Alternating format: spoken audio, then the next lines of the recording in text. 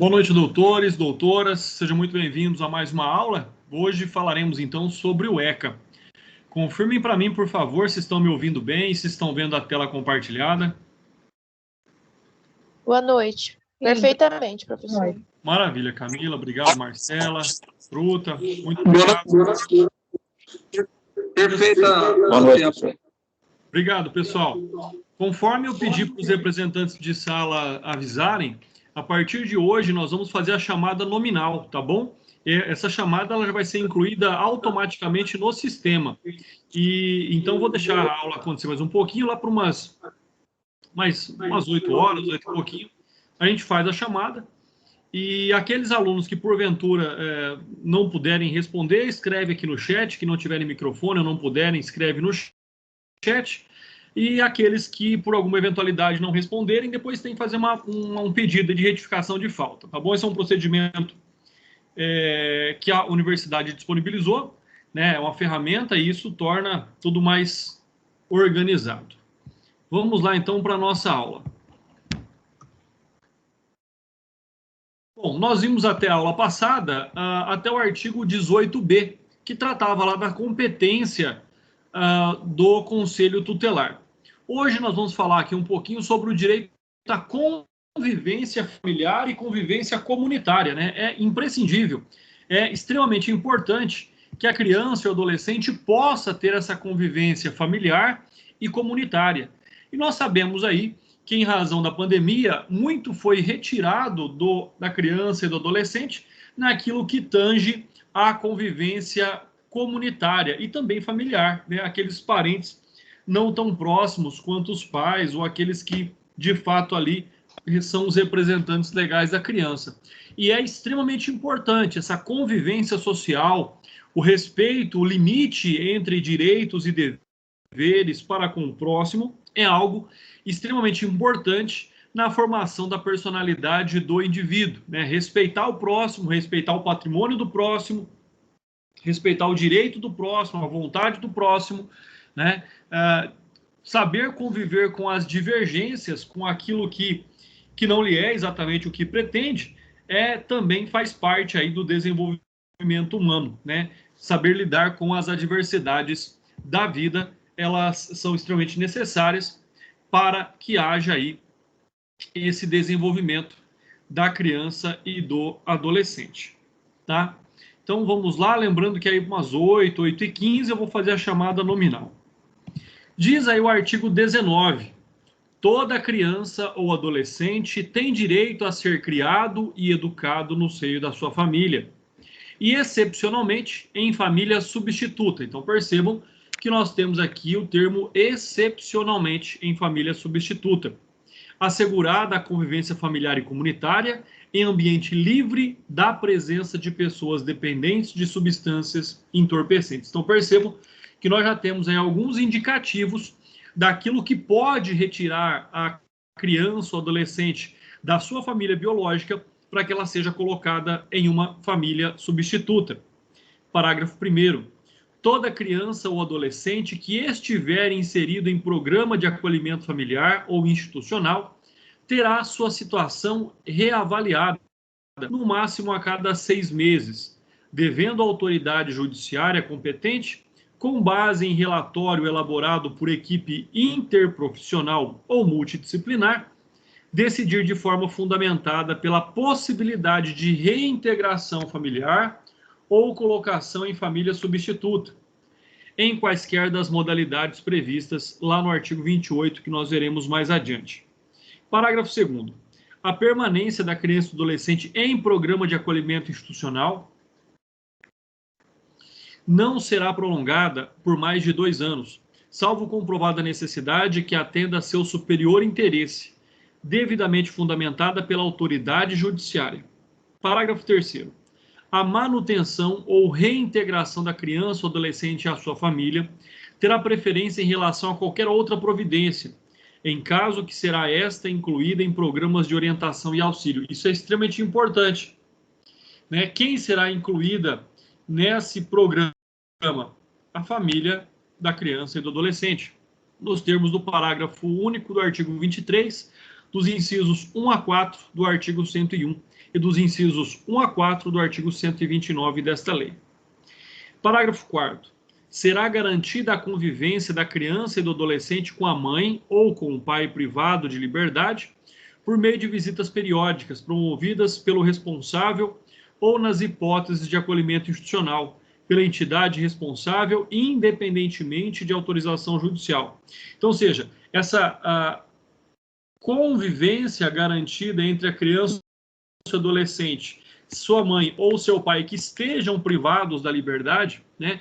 Na prática, nós vemos que isso é um pouco mais difícil, mas está aí previsto naquilo que determina, naquilo que dispõe o parágrafo 4º do Estatuto da Criança e do Adolescente. Então, é extremamente importante que nós observemos essa situação, que nós observemos essa realidade. Um outro fato aqui que nos chama a atenção é com relação àquilo que diz a própria Constituição Federal a respeito dessa relação entre família e filhos, entre pais e filhos. E, logicamente, quando nós falamos em pais aqui, não há nenhuma distinção, né, entre pais ou filhos adotivos ou biológicos. O direito, ele é igualmente para todos e foi garantido ali de forma especial a partir do Código Civil de 2003, né, do atual Código Civil. Até porque o Código de 1916 ele fazia distinção entre filhos adotivos e filhos biológicos. Então, hoje, nós não temos mais essa distinção. Mais uma vez, o artigo 229 diz que os pais têm o dever de assistir e criar e educar os filhos menores e os filhos maiores têm o dever de ajudar e amparar os pais na velhice, né, carência ou enfermidade. Então, percebam que aí nós estamos diante de uma reciprocidade de direitos e obrigações, né? Não adianta pensar, e aqui é algo extremamente importante, quando a legislação fala em dever de ajudar e amparar, em algumas hipóteses, é importante a gente grifar isso, em algumas hipóteses é somente financeiramente, tá? Porque não tem como você obrigar alguém a gostar de outro, você não tem como obrigar alguém a ter afeto por outra pessoa, mas em razão dessa relação de parentesco, né, ascendente e descendente, existe esta obrigação, tá? Então, isso é um fato realmente importante. Olha só, tem o dever. A partir do momento que nós temos esse termo, né, dever, ele vem deixar muito claro para nós que não é uma opção, é uma obrigação. Então, pais têm a obrigação de assistir os filhos. Essa assistência, né, essa criação, essa educação, em algumas hipóteses, ela vai refletir somente financeiramente. Mas ela nunca poderá ficar totalmente desamparada, até porque nós sabemos que nas hipóteses de abandono material, nós temos também a figura ilícita deste abandono material, né? Então é um crime também, além de ser uma conduta garantida, um direito garantido pelo próprio estatuto, mas também é um ilícito desprover materialmente filho ou pai em situação de necessidade. Esse é o ideal não somente para a família, mas também para toda a sociedade, inclusive para o Estado, né? Muito mais para o Estado para com os seus cidadãos.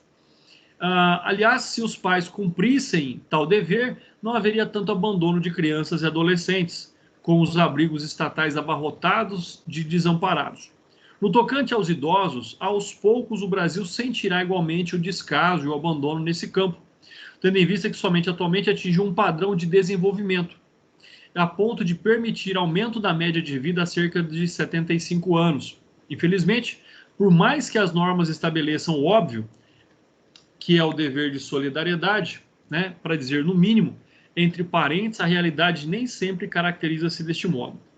Então, quando nós pensamos nesse nível mínimo ideal, é onde nós vemos que nós estamos ainda muito longe desse nível mínimo ideal, seja para com crianças, adolescentes ou idosos. E não é por acaso, então, que nós temos estatutos tão protetores, né, para as crianças, adolescentes e idosos. São estatutos que englobam direitos, né, que ressaltam direitos fundamentais já presentes na Constituição Federal, e não, em tese não seria necessária uma outra lei para que se fizesse isso, mas ela surge ela vem aqui para garantir essa eficácia. O artigo 20 do Estatuto da Criança e do Adolescente diz que os filhos, havidos ou não da relação do casamento ou por adoção, terão os mesmos direitos e qualificações, proibidas quaisquer designações discriminatórias relativas à filiação. Por que eu digo isso? Porque lá no Código Civil de 1916 era assim diferente. Lá no Código Civil de 16 nós tínhamos uma distinção entre filhos biológicos e filhos adotivos, entre pais biológicos e pais adotivos. Então hoje nós não temos mais essa distinção, pelo contrário, não é não ter, né? Na verdade, aqui é proibida, conforme diz o próprio texto da lei, qualquer designação discriminatória relativa à filiação, como se um filho adotivo ou um pai adotivo tivesse aí menos importância, tivesse menos direito, ou fosse, nessa relação jurídica, menos obrigado. Então, com relação ao que diz o artigo 20, nós temos ali o próprio dispositivo legal, que está contido no artigo 227, parágrafo 6º, que já traz esta relação, ou seja, vem dizer que os filhos havidos ou não da relação de casamento por adoção terão os mesmos direitos, qualificações, proibindo quaisquer designações discriminatórias relativas à filiação. Ou seja, ele copiou, né, o artigo 20, copiou aqui o próprio parágrafo 6º do artigo 227. Então, o que nós vemos aqui nada mais é do que um reforço, nada mais é do que aqui questões basicamente importantes sobre o que significa o Estatuto da Criança e do Adolescente.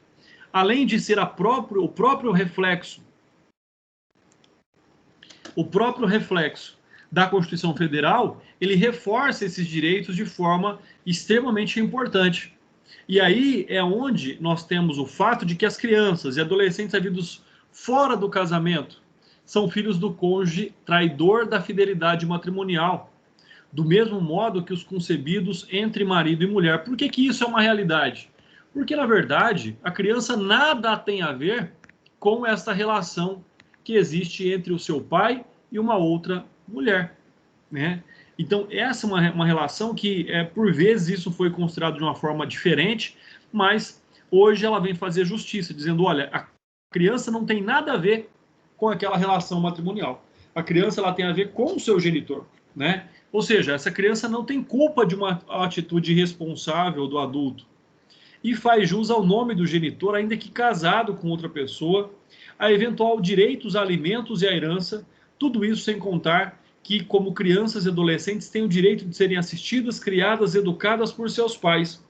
Gozam ainda de direitos previstos lá na Lei 12.318/2010, que é a lei da alienação parental. Então, é extremamente importante que nós tenhamos essa concepção. Além de não haver qualquer distinção entre um filho biológico ou adotivo, também não há nenhuma distinção pelo fato desse filho ter sido gerado numa relação extraconjugal. E isso não tira dele direitos básicos como o direito alimentar ou o direito sucessório. O artigo aqui 21, ele traz outras concepções extremamente importantes sobre aquilo que eu disse, sobre essa alteração, sobre esta a adaptação da relação jurídica nacional. Por quê? Porque quando nós falamos em família, né, as famílias, a estrutura de concepção, de criação e de formação das famílias hoje, ela é diferente, por exemplo, das famílias que foram constituídas lá no século passado. Então, esse é um fato extremamente importante. Essa é uma condição da qual nós temos sempre que estar atentos, né? Ou seja, é uma questão aí extremamente importante. Então, são fatos e são circunstâncias das quais nós não podemos abrir mão, que é o direito, né? Que é a condição em que se considera, em que se ajusta a hipótese de constituição da família, bem como em relação aqui aos indivíduos que compõem essa família e, lógico, de forma ainda especial, às crianças e aos adolescentes, né? Então, o artigo 21 diz que o poder familiar, percebam que nós temos alteração daquilo que vinha descrito lá no Código Civil de 1916, que trazia o pátrio poder ainda, né? Então, o poder familiar será exercido em igual condições pelo pai e pela mãe, na forma do que dispuser a legislação civil, assegurado a qualquer deles o direito de, em caso de discordância, recorrer à autoridade judiciária competente para a solução das divergências. Já nesta evolução do direito, né, o Código Civil de 1916 previa ser o marido o chefe da relação conjugal, a quem dava a última palavra na criação dos filhos. Já com a Constituição de 1988, depois nós tivemos o atual Código Civil, que é a Lei 10.406 de 2002, já havia a correção de tais aí distorções, quando diz que os direitos e deveres referentes à sociedade conjugal são exercidos igualmente pelo homem e pela mulher, até porque existem famílias constituídas sem a presença de um homem. Então, seria uma família desgovernada? É claro que não, né? É uma família constituída, por exemplo, por um casal homoafetivo feminino e que não há necessidade de ter um homem para que seja reconhecida juridicamente como uma família, né? Atualmente, o Código Civil traz aí a seguinte redação: durante o casamento, a união estável, compete o poder familiar aos pais, na falta ou impedimento deles, a outro que exercerá exclusivamente. O parágrafo único diz que, divergindo os pais quanto ao exercício do poder familiar,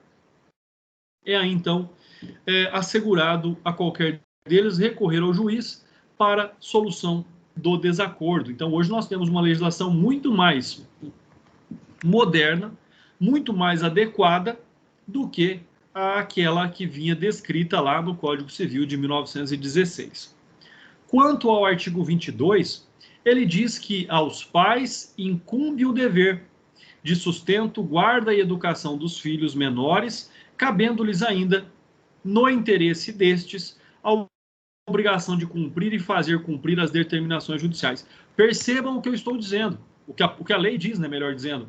Aos pais incumbe o dever de sustento, guarda e educação dos filhos menores, cabendo ainda, no interesse destes, a obrigação de cumprir e fazer cumprir as determinações judiciais. Ou seja, por exemplo, uma determinação judicial extremamente importante, que é mandar os filhos para a escola, que é vacinar os filhos, né? Naquelas vacinas compostas lá na campanha vacinal, nas campanhas vacinais. Então, ou seja, a justiça vai determinar que ele faça, ele não tem opção para discordar desta obrigação, desse dever que ele tem. Pessoal, quando nós falamos em sustento, quando nós falamos em guarda e educação, logicamente que nós estamos diante de limites inerentes e relativos a cada qual, né? Não adianta querer que um pai que ganha pouco sustente os filhos ou dê uma educação aos filhos da qual ele economicamente não é capaz. Então, logicamente que nós temos esse equilíbrio também, na medida da condição, da capacidade do indivíduo. Então, este é um aspecto extremamente importante. O que isso significa dizer? Que os pais naturais ou adotivos devem criar os filhos menores de 18 anos, pessoalmente, educá-los com amor e sensibilidade, mantê-los no lar sob sua guarda, sustentá-los na medida de suas posses. Então, olha aí o que eu estou dizendo, né? Não pode ultrapassar ou não se exige que ultrapasse as medidas da posse deste indivíduo, né? E por vezes esses pais, ou independentemente se são naturais ou adotivos, quando nós vemos aí critérios extremamente subjetivos, né? O amor é um critério subjetivo. Além disso, nós temos a sensibilidade. Existem muitos pais que ainda não são sensíveis a muitas realidades ou muitas situações, né? Mantê-los no lar sob sua guarda. Então é aquela hipótese em que o pai vai falar para o filho: olha, você não pode sair de casa nesse dia, nesse horário, ou você não pode ir naquele lugar. Esse sustentá-los nada impede também que as crianças trabalhem sobre o aspecto de aprendizes ou estagiários. Então, são vários detalhes aqui que que dependem de uma interpretação muito mais ampliativa quanto ao melhor interesse da criança e do adolescente também. Já o artigo 23, ele trata de que a falta ou a carência de recursos materiais não constitui motivo suficiente para a perda ou suspensão do poder familiar. Até porque não acarretaria essa situação, porque o Estado tem a obrigação de amparar as pessoas que se encontrem nessa situação, né? E nessa condição, a pessoa não dá, não provê porque não pode e não porque não quer. Não existindo outro motivo por si só, autoriza a decretação da medida. A criança ou adolescente será mantido em sua família de origem, qual deverá obrigatoriamente ser incluído em programas oficiais de auxílio. Então vem o parágrafo 1º, e diz, olha a obrigação do Estado, olha o Estado presente aqui, ou deve estar presente, quando houver essa questão da insuficiência financeira para tanto. Então, esse é um aspecto extremamente importante. Já o parágrafo 2º vem dizer que a condenação criminal do pai ou da mãe não implicará a destituição do poder familiar, e vocês já estudaram isso, exceto na hipótese de condenação por crime doloso, sujeito à pena de reclusão contra o próprio filho ou filha. Nós vimos isso lá na parte geral do direito penal, né, que é uma das hipóteses de perda do poder familiar, naquelas consequências que nós estudamos lá nos artigos 91 e 92 do Código Penal. O artigo 24, aí, por sua vez, vem dizer que a perda e a suspensão do poder familiar, perda ou suspensão, né, do poder familiar, serão decretadas judicialmente em procedimento contraditório, nos casos previstos na legislação civil, bem como na hipótese de descumprimento injustificado dos deveres e obrigações a que alude ali o artigo 22 que nós já estudamos. Então, ou seja, não é um processo simples, até porque é uma medida de exceção. A perda ou a suspensão do poder familiar é algo extremamente traumático, é o rompimento de um vínculo biológico e social entre indivíduos próximos. E aí é onde, então, nós temos as garantias constitucionais para esta determinação, conforme diz lá o artigo 5º, inciso 54 da Constituição Federal. Ninguém será privado da liberdade ou de seus bens sem o devido processo legal. Então, não vou dizer nem analogia, mas por regra geral, é necessário aqui um processo com ampla defesa e contraditório, né? Nós temos ainda aquilo que diz que aos litigantes em processo judicial administrativo, aos acusados em geral, são assegurados o contraditório e ampla defesa como meio e recursos a ele inerentes. Então, ou seja, não há esta possibilidade de se retirar ou de suspender o poder familiar de alguém sem que haja ali o contraditório, né? O próprio Código Civil, conforme vocês também, se não estudaram, irão estudar, no seu artigo 1638, diz que perderá por ato judicial o poder familiar o pai ou a mãe que castigar imoderadamente o filho. Então, olha só, educação, né? Um castigo com critério de educar não é motivo para isso, mas se for imoderado, sim. Deixar o filho em abandono, praticar atos contrários à moral e os bons costumes. Esse praticar os atos, pessoal, é importante dizer também que é praticar o ato em que esteja inserido a criança ou adolescente. Se for um ato particular, que não atinja, que não envolva a criança ou adolescente, não se considera.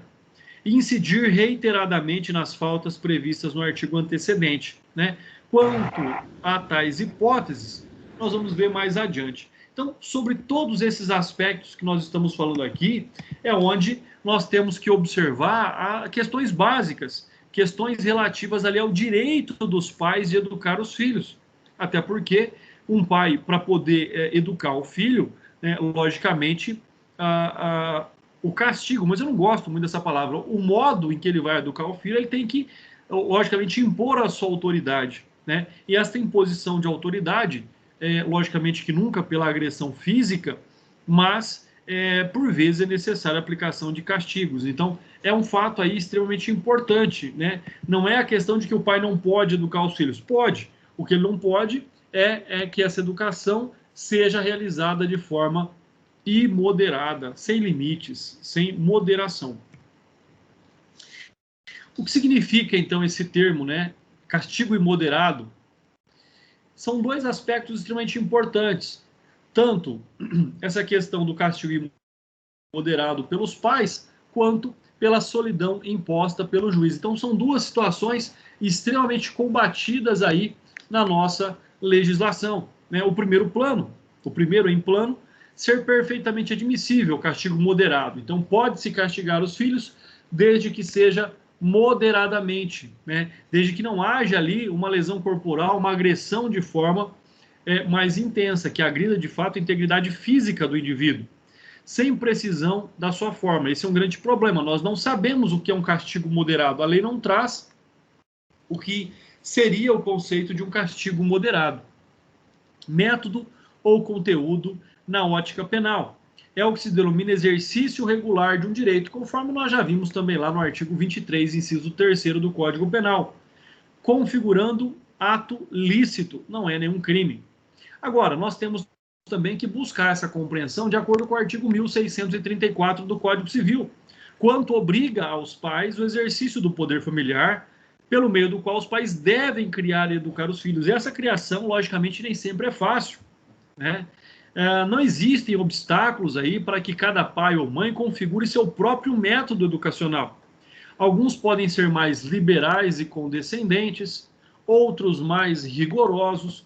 Entretanto, o que se busca aqui, na verdade, é a disciplina na educação, né? E essa disciplina na educação, ela logicamente não pode buscar ali os extremos da sua conduta. Então, seja uma rigidez exacerbada ou um liberalismo acentuado. Então, são duas hipóteses que são combatidas como aquilo que seria, em tese, melhor para a criança ou adolescente, né? Nem prender demais e nem soltar demais.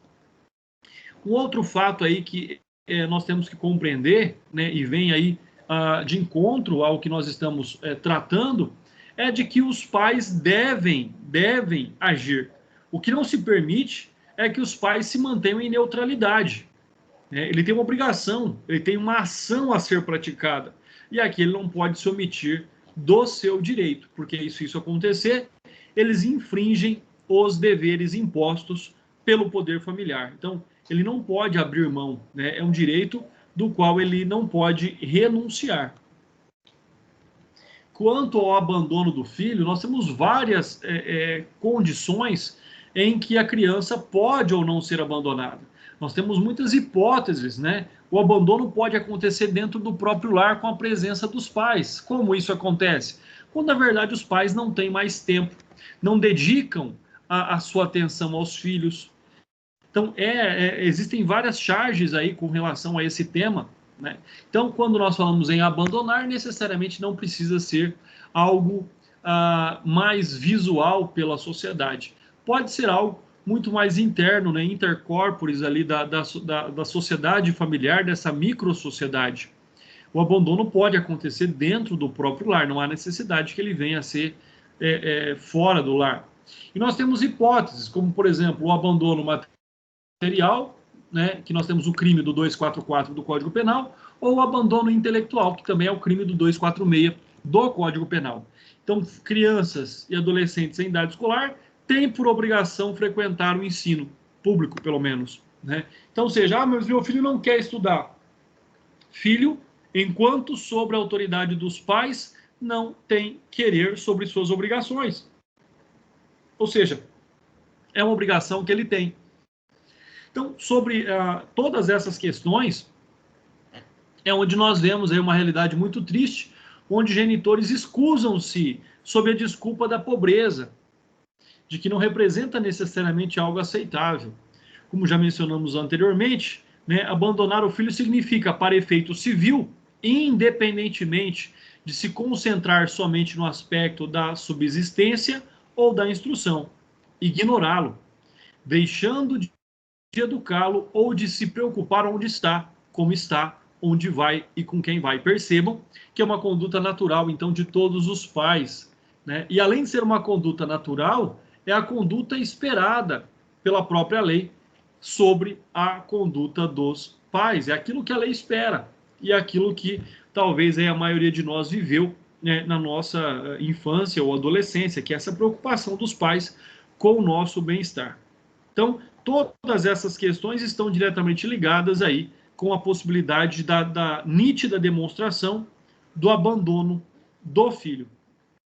Com relação às práticas de atos contrários à moral, mais uma vez aqui eu venho dizer para vocês que, sobre esse aspecto, nós temos que observar algo extremamente importante, que é, na verdade, questões ligadas à conduta dos genitores, né?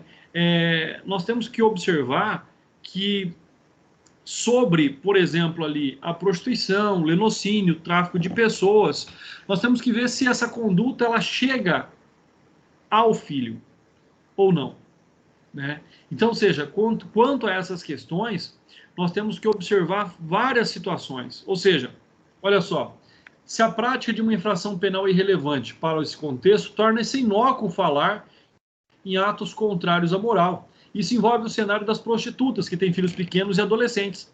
Pode até se considerar que elas exerçam uma atividade imoral contrária aos bons costumes, o que é discutível, conforme, né, o doutrinador expõe na obra dele.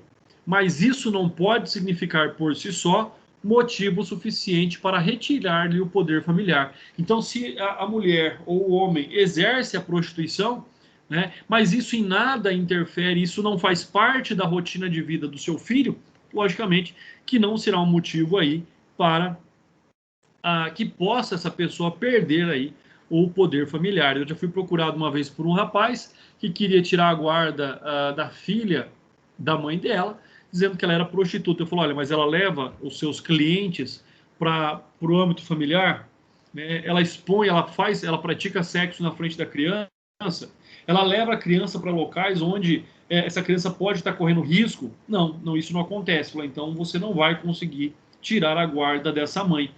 Essa mãe, ela tem a sua vida privada que não interfere de forma alguma na vida da criança. A criança é bem educada, a criança estuda, a criança tem saúde, ela é bem cuidada, então isso não vai aí, de forma alguma, afetar e interferir quanto ao exercício do poder familiar do indivíduo. Reiteração de abusos e suspensão do poder familiar. É lógico, né, que você tem ali pequenas situações que podem surgir e elas podem se tornar reiteradas. Então é aí onde nós temos a hipótese da suspensão, ainda não a perda, mas a suspensão do poder familiar, ou seja, então retira-se a criança e, logicamente, a administração daquilo que é seu, da esfera de responsabilidade dos pais, coloca-se numa família substituta para verificar como é que isso vai se desenrolar.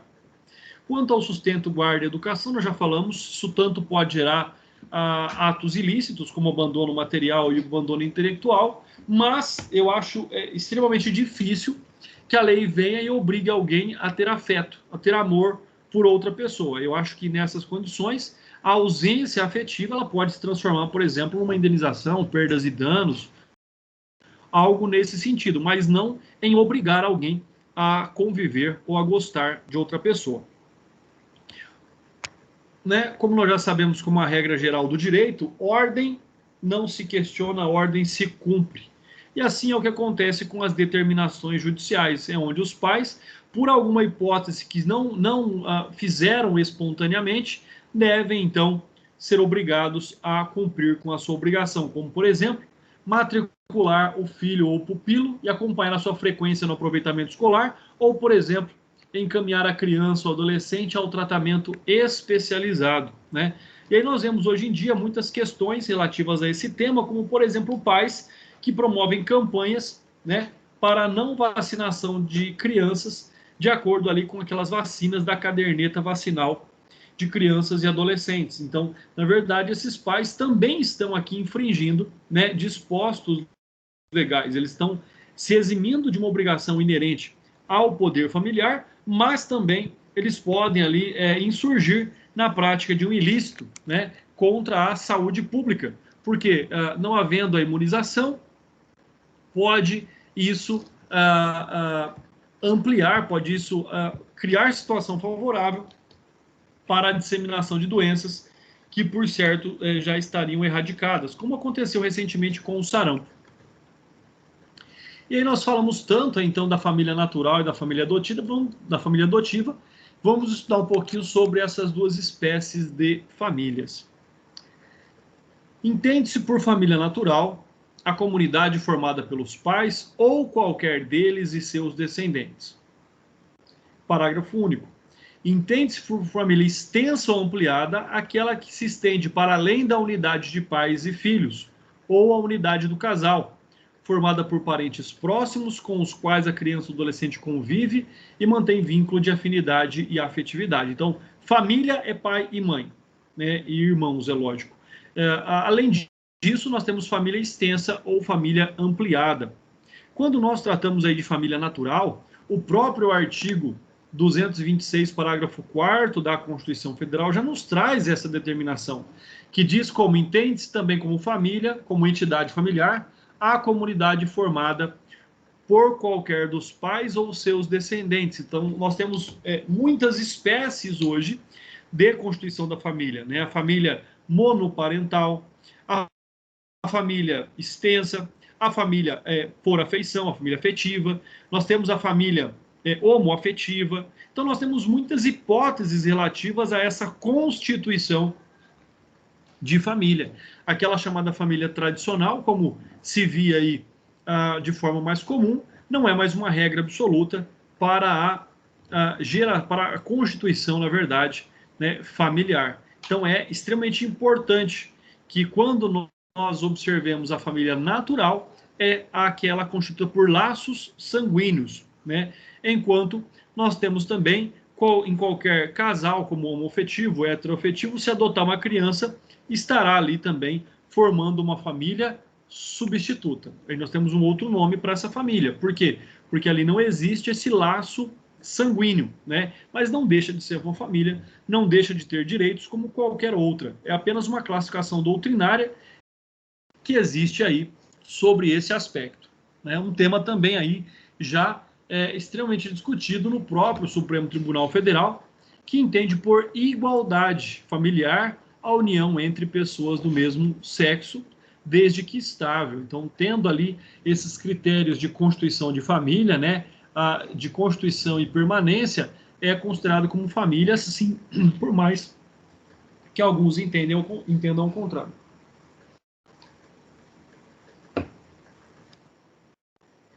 Quanto a essa questão de família extensa, só para a gente frisar isso melhor, nós estamos lá na presença dos avós, dos tios, dos primos, dentre tantas outras pessoas próximas que têm ali uma relação consanguínea ou não e são consideradas, então, como parentes, né? Agora, existem também aquelas pessoas que existe um vínculo de afinidade, né? Uma identidade, uma coincidência de gostos e sentimentos, e isso logicamente vai criar uma atração em relação de amor, carinho, proximidade e intimidade. E também pode ser considerado, mesmo que não hajam laços consanguíneos, como também ali uma família extensa. Artigo 27.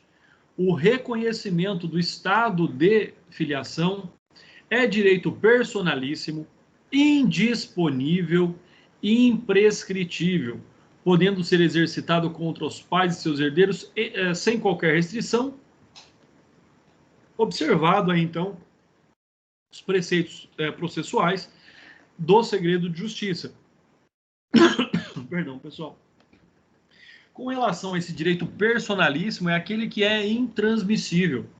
Ele está ali diretamente ligado à personalidade do indivíduo.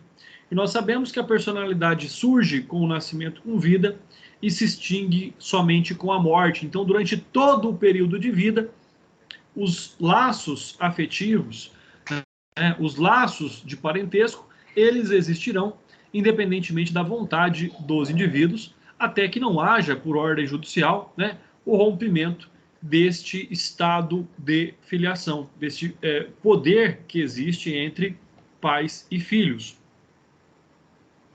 Seção 3 da família substituta, vamos ver algumas disposições gerais. Este é um artigo bastante extenso, até porque, como nós vimos, a família substituta é uma família por exceção. A regra é da família biológica, enquanto a família substituta, como eu já disse para vocês, é uma exceção. Então, é extremamente importante que nós observemos aí sobre esse contexto, sobre essa designação do que de fato é uma família substituta. E esse disposto está aqui no nosso último artigo a ser analisado na noite de hoje, que é o artigo 28, que diz: a colocação em família substituta far-se-á mediante guarda, tutela ou adoção, independente da situação jurídica da criança ou adolescente nos termos desta lei. Sempre que for possível, a criança ou adolescente será previamente ouvido por equipe interprofissional, respeitado seu estágio de desenvolvimento e grau de compreensão sobre as implicações da medida, e terá a sua opinião devidamente considerada. Parágrafo 2º. Tratando-se de maior de 12 anos de idade, será necessário seu consentimento, colhido em audiência. Então, ou seja, para as crianças, elas são ouvidas, mas não há necessidade de consentimento. Para os adolescentes, além de serem obrigatoriamente ouvidos, é necessário o seu consentimento. Na apreciação do pedido, levar-se-á em conta o grau de parentesco, a relação de afinidade ou de afetividade, a fim de evitar ou minorar as consequências decorrentes da medida. Ou seja, o que ele está dizendo aqui no parágrafo 3º?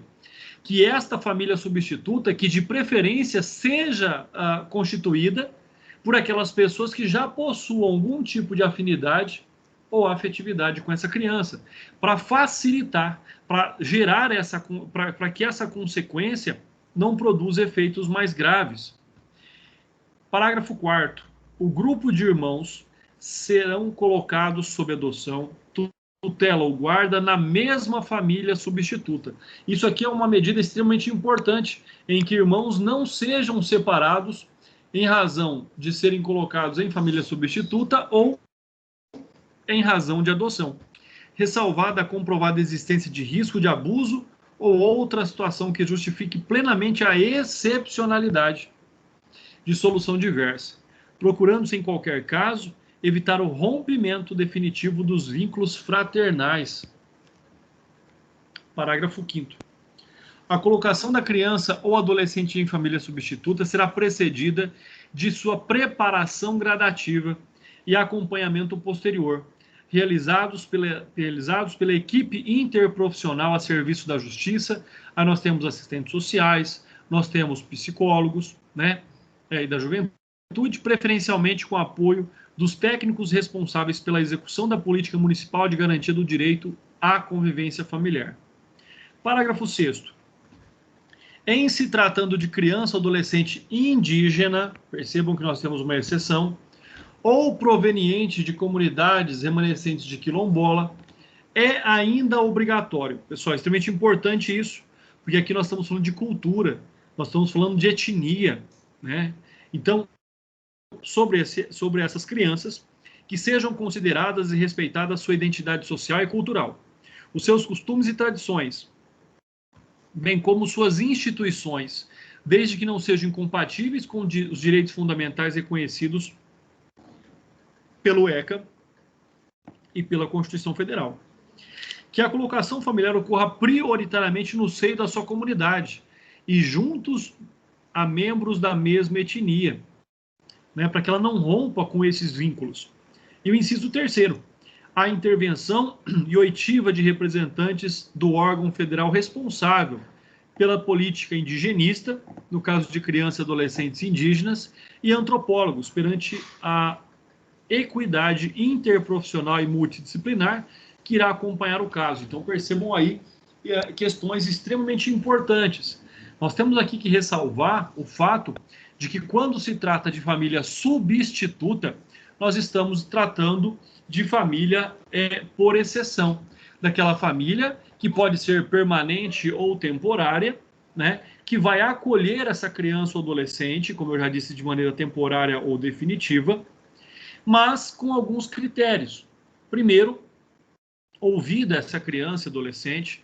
Se for adolescente, precisa do consentimento. Ainda que sejam pessoas próximas, que exista ali uma relação de afinidade e afetividade entre essa família substituta e a criança. Ela não pode ir para um local totalmente estranho, totalmente alheio da sua realidade.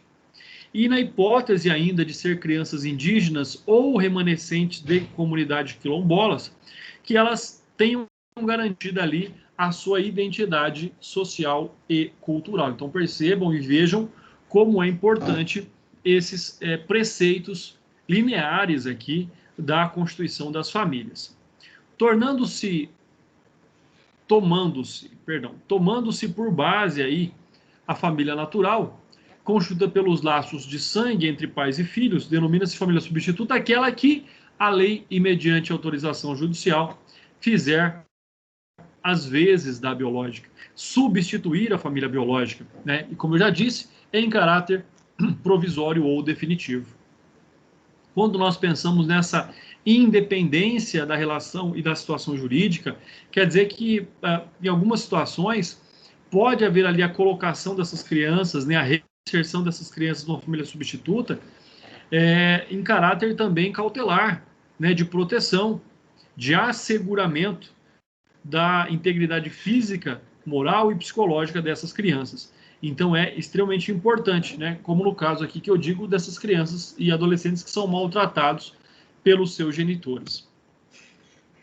Quanto a essa oitiva da criança e do adolescente, ela surge então, né, em razão da Lei 12.010 de 2009, porque antes determinava a oitiva do menor sem indicação expressa de que seria capacitado para tanto. Logo, poderia ser o juiz ou qualquer pessoa. Hoje não. Hoje essa oitiva, ela tem que ser por pessoas extremamente qualificadas que conseguem ali absorver, conseguem interpretar a real vontade dessa criança ou adolescente, ou a resistência que ela possa ter também com essa situação. Então, o que se busca ali, na verdade, é identificar o fiel desejo de quem é interessado direto na transformação da sua vida, né? E, logicamente, que em algumas hipóteses, essa vontade não vai ser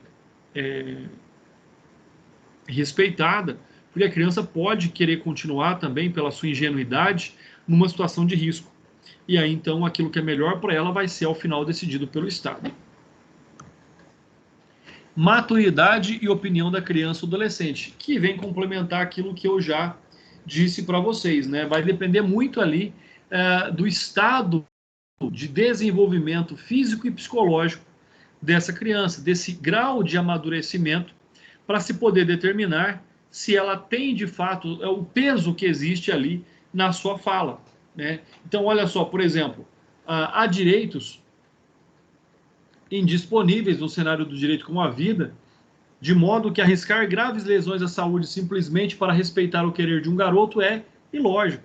Então, por mais que ele queira aquilo que não corresponde a um grau de maturidade esperado, logicamente que a justiça também não vai aí acolher. Então, é importante ouvir, é importante compreender, mas o melhor interesse da criança e do adolescente sempre vai prevalecer, inclusive sobre suas próprias vontades.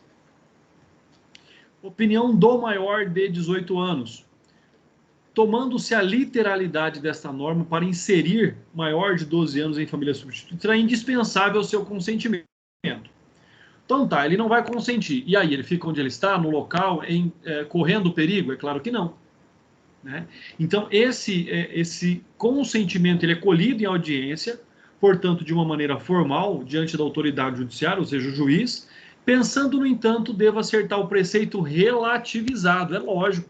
Nós não podemos dar a este fato um caráter absoluto, né? Porque um garoto, uma garota de 12 anos não possui o amadurecimento necessário para saber com perfeita noção o que é melhor para a sua vida. Então ele vai ser ouvido, mas esse indispensável consentimento, na verdade, ele é relativo e não absoluto. Grau de parentesco, afinidade e afeição é extremamente importante. Normalmente se vê colocar, né, sobre a guarda dos avós, sobre a guarda de tios, pessoas que estejam próximas, que conheçam, que tenham um laço de afetividade, que gostem dessa criança, que desejem o bem para essa criança, né? E isso, logicamente, vai tornar toda essa situação, toda essa relação, um tanto quanto mais fácil. União de irmãos consanguíneos e adotivos. E aqui nós só temos uma exceção. Se essa união for perigosa para algum deles. Então, se, por exemplo, existe abuso entre irmãos ali, lógico que eles não serão colocados juntos, né?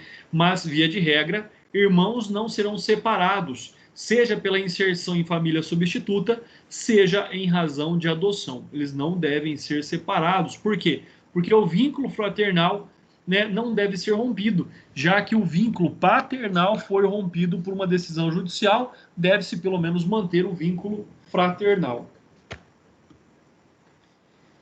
E aí nós vimos aí quais são as exceções dessa separação de irmãos. Medida extremamente excepcional, e ela acontece em risco de abuso comprovado, ou seja, entre irmãos, ou situação que justifique plenamente a excepcionalidade. Aí surge um outro problema, que é que situação é essa que justifique plenamente a excepcionalidade? Na realidade da vida, na realidade dos fatos, muitas situações podem gerar isso, né? Então nós temos que compreender. A união de irmãos é um benefício, jamais se configurando um malefício. Sendo assim, imagine a existência de 5 irmãos retirados dos pais por maus tratos, inseridos no abrigo aguardando adoção. Se não se encontrar num prazo razoável, mais curto, um casal ou interessado em adotar todos eles, convém separá-los para que possam ter uma chance de viver em família. No ato da separação, o juiz deve buscar manter grupos unidos, como, por exemplo, 2 irmãos numa família, 3 na outra. O ideal é evitar, ao máximo, 5 famílias para 5 irmãos. Porém, a meta maior é a inclusão de todos em famílias substitutas da melhor maneira possível. E aí, pessoal, logicamente que nós entramos num aspecto extremamente delicado, extremamente difícil, né, pela separação dos irmãos. Não havendo risco de abuso comprovado, essa situação de plena justificativa e excepcional motivo para a separação, aí questionado pela doutrina, e eu particularmente não tenho um posicionamento formado, não consigo me convencer de uma forma tão simples de que a inserção dessas crianças em famílias seja o melhor caminho se elas forem separadas, né? Ou, se possível, de que elas possam estar inseridas nessa família, mas não com perder o convívio de irmãos, que eles possam se visitar, que eles possam estar em famílias separadas, mas que não haja o rompimento fraternal entre esses irmãos. Então, é muito delicado esse tema, e quando a gente começa a analisar, muitas questões começam a surgir aí sobre esse fato. Mantença dos vínculos fraternais, que é o grande objetivo daquilo que nós estamos falando. Preparação gradativa para a transição à família substituta, né? Se não é uma família que já possua ali vínculos afetivos e próximos, né, como uma família extensa, isso tem que de fato ser aos poucos, porque o Estado não conhece as pessoas, o juiz não sabe exatamente quem é o indivíduo que está ali se colocando numa condição de recebedor, né, de guardador dessa criança ou adolescente. Então, na verdade, tem que ter um cuidado, uma cautela extremamente ampla, para que essa família substituta não venha ser um outro problema, não venha criar outros traumas a essas crianças, além daqueles que elas já têm. Então, é importante que haja esse monitoramento, que haja esse acompanhamento para a garantia da integridade física, moral dessas crianças. Pessoal, como nós iríamos então hoje, né? Iremos iniciar aqui as nossas chamadas nominais. Então eu adiantei um pouquinho a aula aí, agora são 8 horas, para que nós possamos aí fazer a chamada nominal. Eu já vi que alguns colegas colocaram os nomes aqui no chat, mas eu vou pedir a gentileza de que, conforme eu for chamando, ele dê pelo menos um joinha, que ele manifeste que ele está ouvindo a chamada nominal, tá? Então, quem já colocou o nome, fique atento, porque eu vou chamar agora novamente, e é importante que haja essa chamada nominal, que o aluno manifeste, né, sobre a chamada nominal. Deixa eu entrar no sistema aqui, só um instante.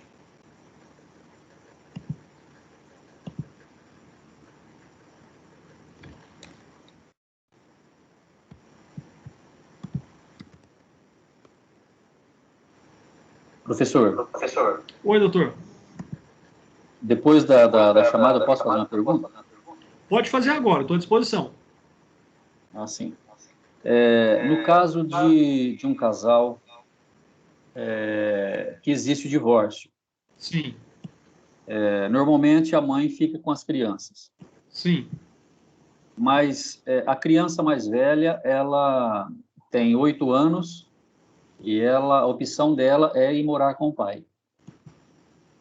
O juiz pode determinar isso? Pode.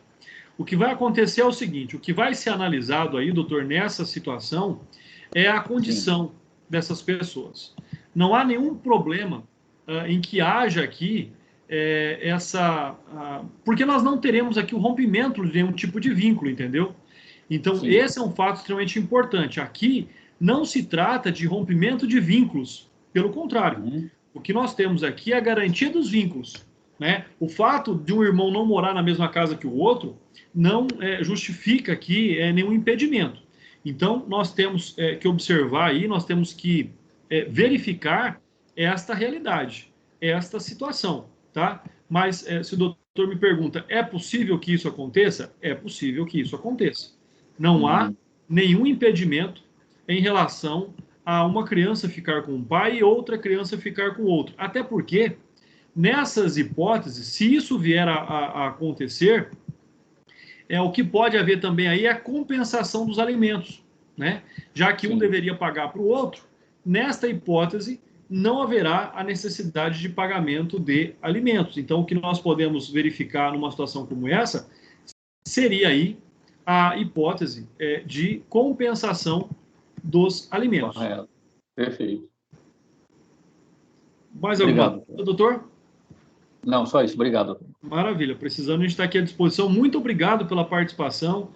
É importante aí, é imprescindível a participação de vocês nas nossas aulas, tá? É fundamental que isso aconteça para que nós possamos atingir o nosso objetivo, que é trocar experiências, né? Visualizar aquilo que é de direito no cotidiano dos indivíduos. Sim. Pessoal, vamos Muito lá, bom. então, já abriu o sistema aqui. Oi? Então, a mulher quer dizer que pode ser presa por alimentos, então? Por não prestar alimentos? Sim. Olha, o que acontece? Eu vou ser bem sincero, Dr. Cleiton, com relação a isso. Na prática, eu nunca vi nenhum pai ou mãe que não paga alimentos ser preso ou ser processado criminalmente pelo abandono material. Não é usual que isso aconteça, entendeu? Até porque nós deveríamos pegar lá a legislação penal para ver qual é a pena. Não me recordo agora de cabeça sobre a pena. Mas existe sim uma repressão, existe uma sanção penal para o não pagamento dos alimentos. Então, pelo abandono material, pelo abandono intelectual, existe uma responsabilidade penal, sim, para aqueles que podem e não pagam os alimentos. É diferente. O crime existe para aquele que, podendo, não paga, né? Enquanto a execução civil dos alimentos independe de poder. Olha como isso é interessante. Para que haja aqui a responsabilidade penal, tem que haver a possibilidade com a intenção, o dolo de não pagar. Enquanto na execução civil dos alimentos, e aí pode gerar a prisão civil porque não pagou, independe aí de condição econômica, né? É lógico, existem justificativas razoáveis para o não pagamento, como, por exemplo, uma doença ou uma situação excepcional, né? Mas aquele que pode e não paga, pode responder criminalmente, tá? Enquanto aquele que simplesmente é pobre, não se exime da obrigação de pagar alimentos. Então, nós temos tanto a responsabilidade penal, quanto também a possibilidade da prisão civil pelo não pagamento dos alimentos.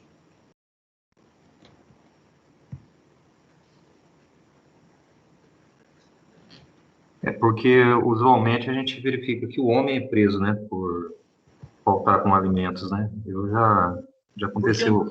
Sim, porque normalmente a mulher fica com a guarda dos filhos, mas se isso for o inverso, né? Se o pai ficar com a guarda dos filhos, a mulher tem a obrigação de pagar alimentos. São direitos iguais. Certo. Pessoal, vamos fazer a chamada, então. Se tiver mais alguma dúvida depois, eu explico aqui, tá bom? Vou chamando novamente aqueles que já colocaram os nomes lá no chat. Se eu chamar, se manifesta novamente, por favor. Alice Maria está aí presente? Presente, professor. Maravilha, muito obrigado. A Anne Elise. Anne Presente. Elise, muito obrigado, Anne, pela manifestação. Aparecido Rodrigo. Presente, professor. Camila Moretti. Presente. Cleiton Carneiro. Presente. Felipe Brasileiro. Presente, professor. Flávio José. Presente, professor. Gabriela Fernandes Dias.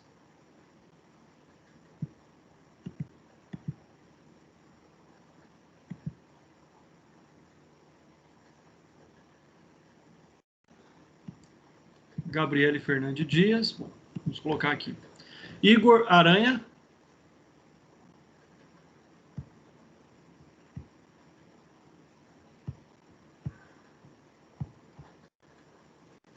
Isabela Nayara.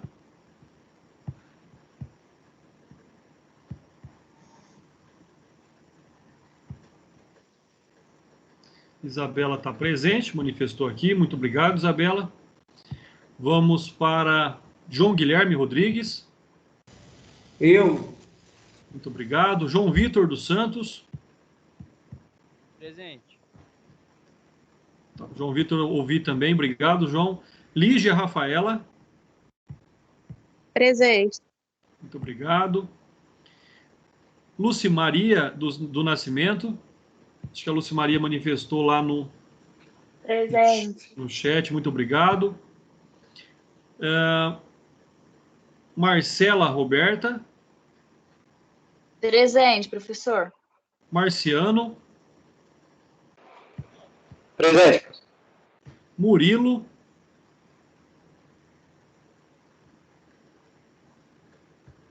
Murilo. Rafael Seige. Rosenberg. Presente. Muito obrigado, Rosenberg. Ruiter.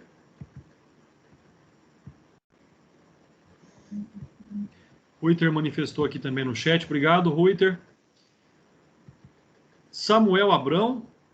Presente. Muito obrigado. Silvana, deixa eu confirmar, ela já tinha se manifestado lá no chat também. Muito obrigado, Silvana. Tawane.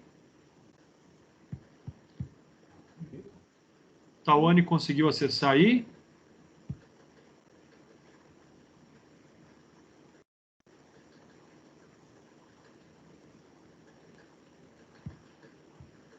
Parece que sim, professor. Eu não estou vendo a manifestação dela e não ouvi também. Alô, Tawane, você está na sala? É de Paula Tawane, tá? Ah, tá. Deixa eu confirmar aqui.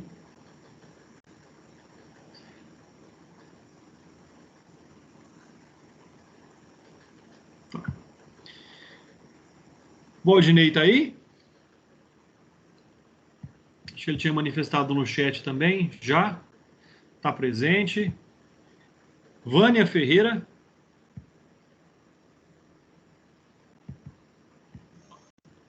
Vânia está presente, muito obrigado, Vânia. William, está aí? Presente, professor. William, obrigado, viu, pela manifestação aí. Pessoal, sendo assim, presenças foram registradas, ausências foram registradas. A Tawane aqui, ó, me mandou um WhatsApp. Beleza, Tawane, obrigado por avisar. Tá bom? Tô te ouvindo aqui, já vi a sua mensagem. Obrigado mesmo. Pessoal, sendo assim, se alguém tiver alguma dúvida, eu estou à disposição. Se não, nossa aula está encerrada por hoje.